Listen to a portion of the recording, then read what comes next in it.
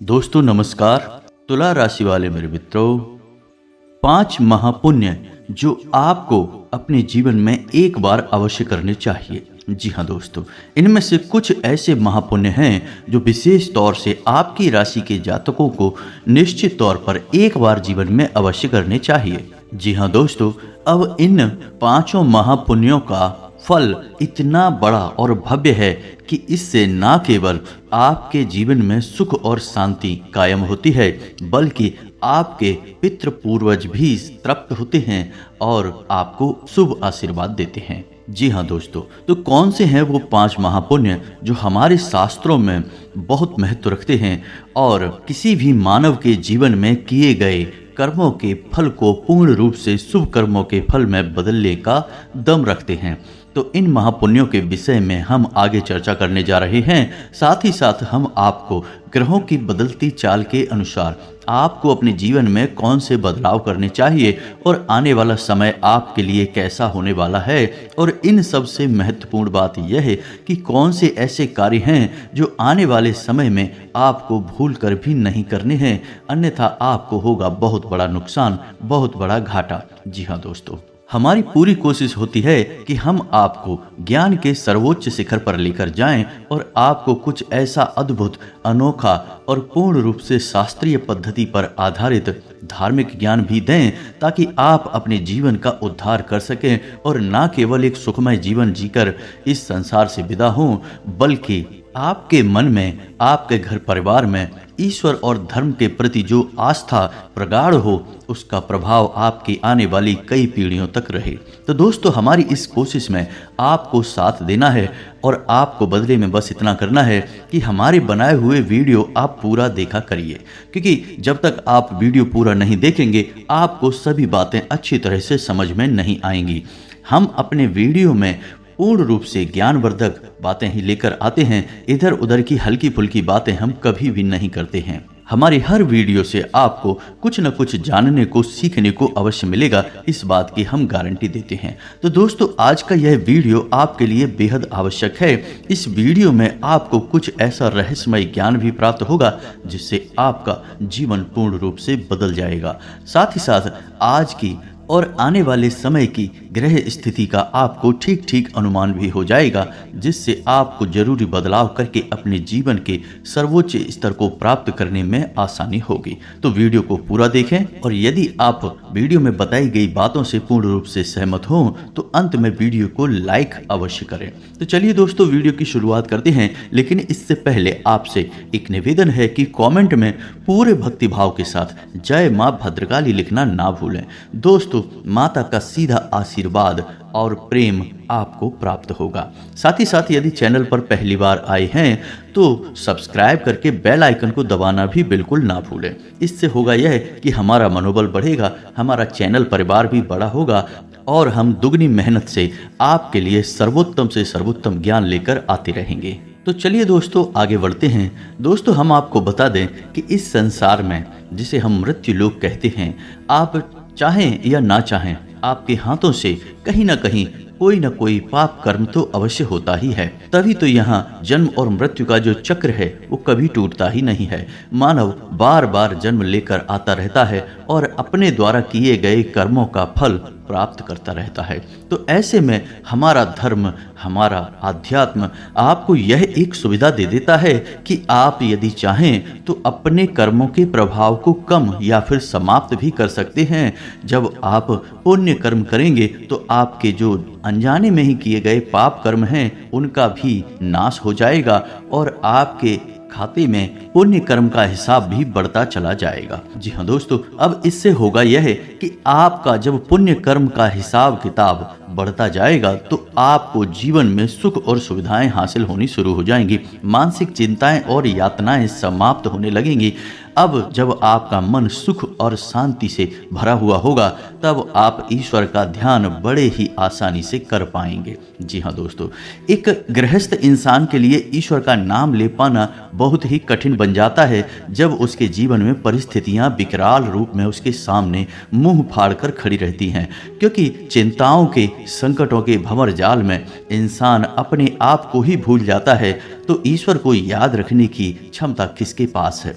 इसलिए ईश्वर ने स्वयं ऐसी सुविधा बना दी है कि यदि आप सात्विक जीवन जिएं, सात्विक आहार खाएं और सात्विक लोगों के साथ रहें और अपने कर्मों का हिसाब किताब बनाते रखें और पुण्य कर्म बढ़ाते जाएं, तो धीरे धीरे आपको सुविधाएं मिलनी शुरू हो जाती हैं, सुख और शांति कायम होने लगता है और फिर आप ईश्वर का ध्यान कर सकते हैं। क्योंकि एक बात तो निश्चित है कि जब आपका पेट खाली होगा तो आप ईश्वर का नाम कैसे लेंगे।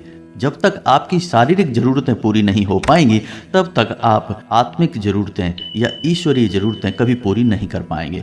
यह सब कहने का हमारा मतलब यह है दोस्तों कि आप कैसे अपने जीवन को स्वयं बदल सकते हैं, धर्म के रास्ते पर चलकर, ईश्वर के रास्ते पर चलकर, और फिर आप ईश्वर में लीन हो सकते हैं। और जब एक बार आपकी लौ ईश्वर से लग गई, आपके जीवन में सुख सुविधाएं भी बढ़ गई, तो फिर आप निश्चिंत होकर ईश्वरमय जीवन जिएंगे और फिर आप इस जन्म और मृत्यु के चक्र से भी मुक्त हो जाएंगे और उस परम धाम परम ईश्वर में विलीन हो जाएंगे।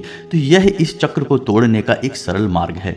तो पुण्य कर्म करना आपको लगातार जारी रखना होगा, लेकिन इसमें से भी हमारे धर्म में कुछ ऐसे बड़े महापुण्य बोले गए हैं जो यदि मानव अपने जीवन में एक बार भी कर लेता है तो उसे कई जन्मों तक उस पुण्य कर्म का लाभ प्राप्त होता रहता है और उसका जीवन हमेशा हमेशा के लिए बदल जाता है। जी हाँ दोस्तों, इन पुण्य कर्मों को करने के बाद, सात्विक जीवन जीने के बाद आपकी मानसिकता ही कुछ इस प्रकार से बदल जाएगी कि आपको हर एक वस्तु में, हर एक चीज से आनंद प्राप्त होने लगेगा। जी हाँ दोस्तों, ऋग्वेद में स्पष्ट तौर पर लिखा गया है, यथा पिंडे तथा ब्रह्मांडे।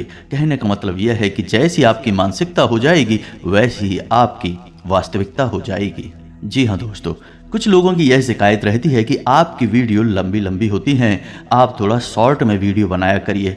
दोस्तों, हम बहुत कोशिश करते हैं कि वीडियो अपनी शॉर्ट में ही बनाएं, लेकिन हमारे द्वारा बताई गई बातें कुछ इस प्रकार का रहस्यमय ज्ञान लेकर आती हैं कि हमें उन्हें विस्तार से समझाना पड़ता है और उनकी विस्तार से भूमिका भी बनानी पड़ती है। तो बेहतर यह होगा कि आप थोड़ा समय निकाल कर ऐसे महत्वपूर्ण वीडियो देखा करिए, क्योंकि हम लोग बहुत मेहनत करके इस प्रकार का आपके लिए ज्ञान संग्रह लेकर आते हैं और हम चाहते हैं कि आप पूर्ण रूप से अपने जीवन को बदल पाएं। इसी वजह से हम इतनी मेहनत भी करते हैं। तो आपका भी यह दायित्व बनता है कि आप थोड़ा सा समय निकालकर धैर्य के साथ हमारे वीडियो देखा करिए। आपको निश्चित तौर पर कुछ अद्भुत, कुछ अनोखा सीखने को मिलेगा। जी हाँ दोस्तों, तो अब बात करते हैं कि पुण्य असल में है क्या। तो दोस्तों, हमारे शास्त्रों में ऐसा वर्णन मिलता है कि वह कर्म जो आपको परम सुख देता है पूर्ण कर्म कहा जाता है और आपकी आत्मा को भी पूर्ण करता है पुण्य कहा जाता है। अब एक उदाहरण से आप समझिए कि आपने ढेर सारा पैसा रुपया कमाया, रिश्ते नाते भी कमाए और आपने महंगी महंगी गाड़ियां और घर भी खरीद लिए, लेकिन इनसे जो आपको सुख प्राप्त होगा वह स्थायी सुख नहीं होगा। बहुत जल्दी आपका मन इन सब चीजों से ऊब जाएगा। एक छोटा सा उदाहरण यही भी है कि कुछ लोग आपने देखे होंगे कि वो कुछ कुछ समय में अपना मोबाइल फोन बदलते रहते हैं। हर 2-4 महीने में एक नया हैंडसेट खरीद लेते हैं, लेकिन आपने देखा होगा कि उन्हें कुछ समय के लिए तो सुख प्राप्त होता है कि उन्होंने नया फोन खरीदा, लेकिन कुछ समय के बाद ही उसी फोन से विरक्ति होने लगती है। यानी वह परम सुख नहीं है, वह क्षणिक सुख है जो उन्हें कुछ समय के लिए तो प्राप्त होता है, फिर उनसे वापस छीन लिया जाता है। लेकिन पुण्य करने वाले जो कर्म हैं, उन कर्मों से जो सुख प्राप्त होता है, उन सुख से आत्मा तक तृप्त हो जाती है और यह सुख कोई क्षणिक सुख नहीं है, यह एक स्थायी सुख है। आप कभी किसी गरीब आदमी को भोजन करा के देखिए, अपने माता पिता के पैर दबा कर देखिए, आपको जो सुख प्राप्त होगा वह बहुत लंबे समय तक टिकेगा। आपको जब जब इस बात का एहसास होगा, आपको परम शांति का एहसास होगा और यह चीज़ों के खरीदने और बेचने से बड़ा सुख होता है दोस्तों। अब पुण्य का शाब्दिक अर्थ यह हुआ कि एक ऐसा कर्म जो किसी के हित में हो और आपको उससे कोई लाभ न प्राप्त होता हो, यानी आपका स्वार्थ उसमें निहित ना हो। जी हाँ दोस्तों, निस्वार्थ भाव से दूसरों को सुख देने के कर्म को ही पुण्य कहा जाता है। और हमारे हिंदू धर्म में 11 महापुण्य का वर्णन मिलता है। जी हाँ दोस्तों, लेकिन हम आज के इस वीडियो में केवल 5 महापुण्य के बारे में आपको बताएंगे। यदि आपको इस विषय पर संपूर्ण वीडियो चाहिए तो आप कमेंट करके बताइए, हम आपको इसके विषय में दोबारा से इसका भाग 2 बनाकर दे देंगे। तो चलिए दोस्तों, शुरू करते हैं और बताते हैं कि कौन सा है वह सबसे पहला सुख। और पुण्य। तो दोस्तों सबसे पहला महापुण्य है अन्न दानम। जी हाँ दोस्तों, हर इंसान को किसी जरूरतमंद को भोजन अवश्य कराना चाहिए। अन्न दान से बड़ा कोई भी पुण्य नहीं होता, यह सर्वोत्तम पुण्य माना जाता है। जो इंसान किसी भूखे को, किसी जरूरतमंद को भोजन कराता है तो उस इंसान के मन से जो दुआएं निकलती हैं वे दुआएं आपको परम सुख तक लेकर जाती हैं, ईश्वर की ओर खींच कर लेकर जाती हैं। कभी आप किसी भूखे को, किसी जरूरतमंद को एक बार भोजन करा के अवश्य देखिए। कभी भी उसे रुपए पैसे मत देना, रुपए पैसे का कोई भी महत्व नहीं है दोस्तों। आप उसे बैठकर भोजन कराइए बड़े ही प्रेम के साथ, जैसे कोई अतिथि, कोई भगवान का एक स्वरूप आपको मिल गया हो। बस इसी भाव को लेकर आप भोजन करा के देखिए, आप देखना आपकी आत्मा तृप्त हो जाएगी, आपको जो संतुष्टि मिलेगी वह अद्भुत होगी। जी हाँ दोस्तों, अब इसी के साथ बात करते हैं दूसरे महापुण्य की। तो दोस्तों यह तो हो गया व्यवहारिक पुण्य, एक होता है आत्मिक पुण्य, यानी जो आपकी स्वयं की आत्मा को संतुष्ट करेगा। हमारे हिंदू धर्म में 18 पुराण हैं, जिनमें से 2 पुराण ऐसे हैं जो हर एक इंसान को अपने जीवन में एक बार पूर्ण रूप से वाचन या फिर श्रवण अवश्य करना चाहिए। जी हाँ दोस्तों, उनमें सर्वोपरि है भागवत पुराण और दूसरे नंबर पर है शिव पुराण। जी हाँ दोस्तों, जो इंसान अपने जीवन में एक बार भागवत पुराण या शिव पुराण का श्रवण करता है उससे महापुण्य प्राप्त हो जाता है। वह इंसान जीवन और मृत्यु के इस चक्र से मुक्त हो जाता है दोस्तों।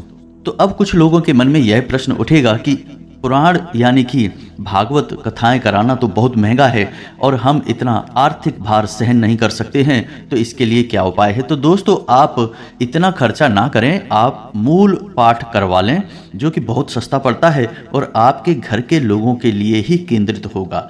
तो आप मूल पाठ के विषय में यदि जानकारी चाहते हैं तो आप कमेंट करें, हम आपको विस्तार से इस बारे में बता देंगे, जो कि बहुत सस्ता पड़ेगा, लेकिन आपको इसका फल उतना ही प्राप्त होगा जितना कि आप बड़े बड़े पंडाल लगाकर बड़े बड़े पंडितों के मुख से जो भागवत सुनेंगे या शिव पुराण सुनेंगे, उतना ही फल आपको प्राप्त होगा। अब बात करते हैं तीसरे महापुण्य की। तीसरा महापुण्य है कन्यादान करना। जी हाँ दोस्तों, कन्यादान एक महापुण्य की श्रेणी में रखा जाता है। यदि जिसके बच्चियां हैं, जिसके बेटियां हैं, वही तो इस सुख को प्राप्त कर लेता है, लेकिन यदि आपके पास बेटियां नहीं हैं तो आप किसी भी अन्य गरीब की मदद कर सकते हैं, उसकी आर्थिक स्थिति में सुधार कर सकते हैं और उसकी बेटी का कन्यादान कर सकते हैं। बहुत से लोग ऐसा कार्य करते हैं जिनकी बेटियां नहीं हैं, वे भी किसी अन्य बेटी को कन्यादान कर लेते हैं। इससे क्या होता है? इससे महापुण्य की प्राप्ति होती है। जी हाँ दोस्तों, ऐसा माना जाता है कि एक कन्यादान का जो पुण्य है वह 100 अश्वमेध यज्ञों से बढ़कर माना जाता है। तो अब आप यहीं से अंदाजा लगा लीजिए कि यह कितना बड़ा महापुण्य है। जी हाँ दोस्तों, तो अब बात करते हैं चौथे महापुण्य की। चौथा महापुण्य आध्यात्मिक है दोस्तों, और इसे आपको अपने मन में उत्पन्न करना होगा। यह है वैराग्य भाव। जी हाँ दोस्तों, वैराग्य भाव क्या होता है? इस संसार को, मृत्यु लोक को इसके मूल स्वरूप में देखना ही वैराग्य भाव कहलाता है। अब आप कैसे यह करेंगे? तो आप समझिए कि यह संसार जो है यह मरणशील है। यहाँ हर एक वस्तु, हर एक इंसान की एक उम्र होती है और उसके बाद वह समाप्त हो जाता है, क्षय होने लगता है। तो अब आपको करना यह है कि जो भी चीज़ें आपके आसपास हैं, यानी आपको भौतिकवादिता को कम करना होगा और अपने मन में इन चीज़ों के प्रति थोड़ी सी उदासीनता उत्पन्न करनी होगी, यानी इनसे आपको लगाव जो है वह कम करना होगा। यही इस मृत्यु लोक का वास्तविक स्वरूप है, क्योंकि आज नहीं तो कल हर एक वस्तु जिससे आप बहुत अधिक प्रेम कर रहे हैं वह समाप्त हो जाएगी। हर एक इंसान जिससे आप बहुत अधिक प्रेम कर रहे हैं वह भी समाप्त हो जाएगा, चला जाएगा। तो आपका प्रेम बिल्कुल ही व्यर्थ रहेगा। तो इससे बेहतर यह होगा कि आप उसके मूल स्वरूप को देखें। अब आप एक छोटा सा प्रयोग करके देखें। मान के चलिए कि आपने एक मोबाइल फ़ोन खरीदा, तो आप सोचिए कि आज आपने यह फ़ोन नया खरीदा है तो आपके मन में बड़ी ही उत्तेजनाएं हैं, बड़ा ही आकर्षण है इस फ़ोन के प्रति। लेकिन आप सोच कर देखिए कि 2 साल बाद यह फ़ोन किस स्थिति में होगा, तो आपको पता चलेगा कि शायद यह फ़ोन किसी कबाड़ी में डला होगा, खराब हो चुका होगा, या फिर उतना आकर्षक नहीं होगा जितना आज लग रहा है। तो 2 साल वाली स्थिति को याद करते हुए जब आप उस फ़ोन के बारे में विचार करेंगे तो अपने आप आपके मन में उस फ़ोन के लिए विरक्ति का भाव उत्पन्न होने लगेगा। कहने का मतलब यह है कि आप चीज़ों से और इंसानों से अपनी निकटता को कम करें, उनसे जो आपका जुड़ाव है वह कम करने की कोशिश करें। धीरे धीरे जब आप यही भाव हर एक इंसान, हर एक जीव जंतु, हर एक चीज़ के लिए अपने मन में उत्पन्न करेंगे तो आपके मन में एक सात्विक वैराग्य का भाव उत्पन्न होने लगेगा। जी हाँ दोस्तों, यह बेहद ही आवश्यक है। ईश्वर ने हमें इस संसार में भेजा है, इस संसार को भोगने के लिए नहीं, इस संसार से सुख प्राप्त करने के लिए और फिर इस सुख का उस परम सुख से तालमेल बैठाने के लिए। कहने का मतलब यह है कि आप पहले छोटे सुख लीजिए, यानी अपनी इंद्रियों के सुख की पूर्ति कीजिए, बाद में इन सुखों का त्याग करके ईश्वर के परम सुख को प्राप्त करिए। जी हाँ दोस्तों, यही इस मृत्यु लोक में इंसान के या जीव जंतुओं के आने का एकमात्र लक्ष्य है। और इसी चक्कर में लोग इंद्रियों के भोग में इतने लिप्त हो जाते हैं कि ईश्वरीय सुख को भूल ही जाते हैं और इंद्रियों के सुख को प्राप्त करने के चक्कर में ऐसे ऐसे कर्म कर जाते हैं जिनके परिणाम भोगने के लिए उन्हें ना केवल एक जन्म बल्कि कई जन्म लगातार लेते रहने पड़ते हैं और यही जीवन और मृत्यु के चक्कर में हमेशा हमेशा के लिए फंस जाते हैं। तो आपको अपने मन में वैराग्य का भाव उत्पन्न करना होगा। चीज़ों के, इंसानों के, इस मृत्यु लोक में मौजूद हर एक वस्तु के मूल स्वरूप को जानना होगा कि हर एक वस्तु क्षरणशील है, मरणशील है, धीरे धीरे क्षय हो रही है। तो आपको इससे लगाव करने की कोई आवश्यकता नहीं है। आप लगाव उससे कीजिए जो शाश्वत है, जो परम है, जो ईश्वर है, जो आपके अंदर मौजूद है और आपको प्रेम पूर्वक पुकार रहा है। जी हाँ दोस्तों, अब बात करते हैं पांचवें और अंतिम परम पुण्य की, यानी महापुण्य की। दोस्तों, पांचवा महापुण्य है अहिंसा। यह भी एक आध्यात्मिक पुण्य है। दोस्तों, आपको अपने मन में हिंसा की जो भी भावनाएं हैं उन्हें धीरे धीरे दूर करना सीखना होगा। जी हाँ दोस्तों, याद रखिए, हिंसा कई प्रकार से हो सकती है, मन से, वचन से और कर्म से। आपको पहले अपने कर्म की हिंसा पर नियंत्रण करना होगा, यानी आप ऐसे कार्य जिनसे दूसरों को दुख पहुंचता है, हानि पहुंचती है, उन कार्यों पर रोक लगानी होगी। फिर अपने वचन की हिंसा पर नियंत्रण हासिल करना होगा, यानी कि आपके कहे हुए शब्दों से जब किसी को पीड़ा होती है तो उस हिंसा पर भी आपको नियंत्रण हासिल करना होगा। और इसके बाद नंबर आएगा आपके मानसिक हिंसा पर, यानी कि आप किसी के लिए मन में भी गलत नहीं सोचेंगे। जब आप इन तीनों प्रकार की हिंसाओं पर विजय हासिल कर लेंगे तो आप जो भी कर्म करेंगे, जो भी जीवन जिएंगे, सब कुछ महापुण्य में शामिल हो जाएगा। जी हाँ दोस्तों, तो यह तो थे वो 5 महापुण्य जो हर एक इंसान को अपने जीवन में एक बार अवश्य करने चाहिए। अब इसमें से खास तौर पर आपके लिए जो पुण्य बनाए गए हैं वे 2 हैं, यानी कि वैराग्य का पुण्य। कहने का मतलब यह है कि आपकी राशि के जातकों का यह विशेष स्वभाव होता है कि कभी कभी आपको इंसानों से, जीव जंतुओं से और चीज़ों से भी ज़रूरत से अधिक लगाव हो जाता है। फिर उनकी छोटी छोटी बातों से, छोटी छोटी चीज़ों से भी आप कभी सुखी होते हैं, खुश होते हैं और कभी दुखी होने लगते हैं। तो आपको उनके मूल स्वभाव को जानना होगा और उसी प्रकार उनसे बर्ताव करना होगा और अपने मन में वैराग्य का भाव उत्पन्न करना होगा। इससे आपकी मानसिक शांति भी होगी और आपको महापुण्य की प्राप्ति भी होगी। और दूसरा आपकी राशि के लिए अहिंसा का पुण्य। जी हाँ दोस्तों, कभी कभी आप इतने उत्तेजित हो जाते हैं कि आप वह सब भी कह जाते हैं जो दूसरों को बहुत कष्ट पहुंचाता है। हालांकि बाद में आपको इस बात का एहसास हो जाता है, फिर आपके मन में पछतावा भी होता है, लेकिन अब पछताए होत का जब चिड़िया चुग गई खेत। जी हाँ दोस्तों, यानी कि आपको अपनी बातों पर, अपने मन के भावों पर नियंत्रण करना सीखना होगा। आपको यह विचार करना होगा कि आपने एक बार यह बात बोल दी या यह कर्म कर दिया, इसके बाद दूसरे इंसान पर इसका क्या प्रभाव होगा। आपको अपनी अहिंसा के स्वभाव को जगाना होगा। यह आपकी राशि के लिए विशेष है, क्योंकि आपके अंदर थोड़ी सी तुनक मिजाजी अवश्य होती है, यानी कि आप एक बार किसी से चिढ़ जाएं तो फिर आप उसकी परवाह नहीं करते। आपके मन में जो आता है वह आप कहकर आगे बढ़ जाते हैं और अनजाने में ही अपने पाप कर्मों का संचय कर लेते हैं। जी हाँ दोस्तों, तो यह तो थी 5 महापुण्य की कहानी जो हमने आपको सुनाई। आपको इनमें से कौन सी बात ज़्यादा अच्छी लगी या आपके मन में क्या प्रश्न हैं उन सबको आप कमेंट करके बताएं। हम आपके हर एक प्रश्न का जवाब देने की पूरी कोशिश करेंगे। अब आपको हम बता दें कि ग्रह स्थिति क्या कह रही है। आपकी राशि के जातकों के लिए जो ग्रह स्थिति बन रही है उसके अनुसार आपको 3 बातों का विशेष ख्याल रखना है। पहला कि आपको ऐसे लोगों से दूर रहना है जो नकारात्मक मानसिकता वाले लोग हैं। जी हाँ दोस्तों, और इनके बजाय आपको अनुभवी और ज्ञानवान लोगों की संगत करनी होगी। इससे आपका आध्यात्मिक और वैचारिक बल बढ़ेगा और आपका मनोबल भी ऊंचा रहेगा। दूसरी बात कि आपके लिए आने वाले 3 दिन किसी भी प्रकार के निवेश के लिए सर्वोत्तम है। जी हाँ दोस्तों, यदि आप शेयर मार्केट में पैसा लगाते हैं, कोई बड़ा बिजनेस शुरू करना चाह रहे हैं या फिर कोई छोटा मोटा इन्वेस्टमेंट ही करना चाहते हैं तो समय बहुत अच्छा है।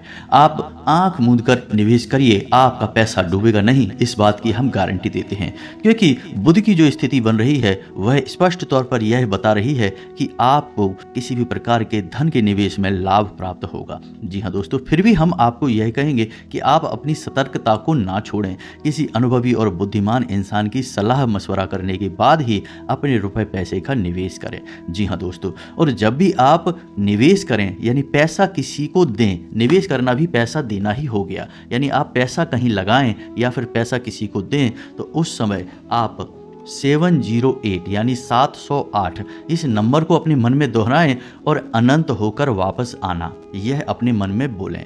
708 अनंत होकर वापस आना। जी हाँ दोस्तों, यह माता लक्ष्मी का नंबर है और यह जो आपने पैसा किसी को दिया या लगाया उसे असीम रूप में वापस प्राप्त करने में मदद करेगा। ऊर्जाएं बदलेंगी दोस्तों और आपके उन्नति और लाभ के रास्ते प्रशस्त होंगे। और तीसरी जो कि छोटी मोटी बात है लेकिन आपके लिए बड़ी है कि आपको अपने खान पान पर नियंत्रण करना होगा, नहीं तो आपको स्वास्थ्य संबंधी समस्याएं हो सकती हैं। विशेष तौर पर पेट और गले में किसी प्रकार का संक्रमण आने वाले 3 से 5 दिनों के भीतर आपको हो सकता है। तो मौसम से भी सावधान रहें और खान पान पर विशेष ध्यान दें ताकि आपका स्वास्थ्य उत्तम रहे और आप अपने जीवन में बेहतर से बेहतर कार्य करते रहें, बेहतर से बेहतर लक्ष्य प्राप्त करते रहें। उम्मीद है दोस्तों वीडियो में बताई गई जानकारी आपको पसंद आई होगी। यदि जानकारी अच्छी लगी हो, पसंद आई हो, वीडियो को एक प्यारा सा लाइक अवश्य करें और कमेंट में पूरे भक्ति भाव के साथ जय माँ भद्रकाली अवश्य लिखें। माता का प्रेम और आशीर्वाद आपको प्राप्त होगा। इसी के साथ आज का वीडियो समाप्त करते हैं। मिलते हैं अगले ज्ञानवर्धक वीडियो में, तब तक के लिए धन्यवाद। जय माता की।